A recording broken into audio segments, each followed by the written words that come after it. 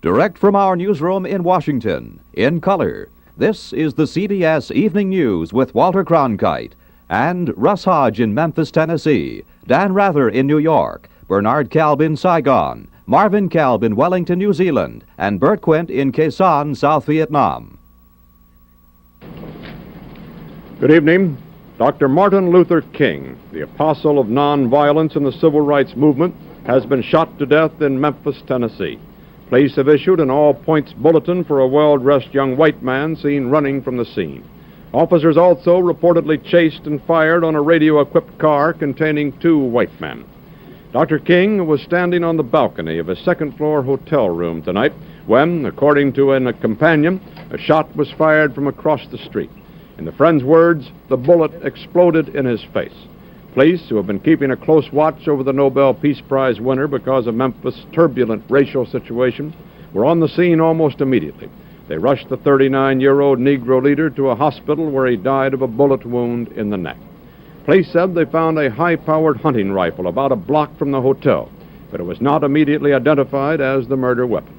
Mayor Henry Loeb has reinstated the dusk-to-dawn curfew he imposed on the city last week when a march led by Dr. King erupted in violence.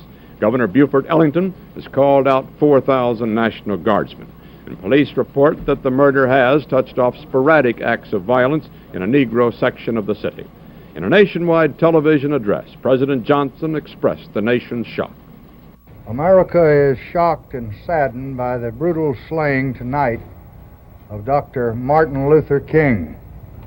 I ask every citizen to reject the blind violence that has struck Dr. King, who lived by nonviolence. Dr. King had returned to Memphis only yesterday, determined to prove that he could lead a peaceful mass march in support of striking sanitation workers, most of whom are Negroes. Dr. King had this to say last night about the situation in Memphis. Maybe I could understand the denial of certain basic First Amendment privileges because they haven't committed themselves to that over there. But somewhere I read of the freedom of assembly. Somewhere I read of the freedom of speech. Somewhere I read of the freedom of press. Somewhere I read that the greatness of America is the right to protest for right. There was shock in Harlem tonight when word of Dr. King's murder reached the nation's largest Negro community. Men, women, and children poured into the streets. They appeared dazed. Many were crying. A young Negro said, Dr. King didn't really have to go back to Memphis. Maybe he wanted to prove something.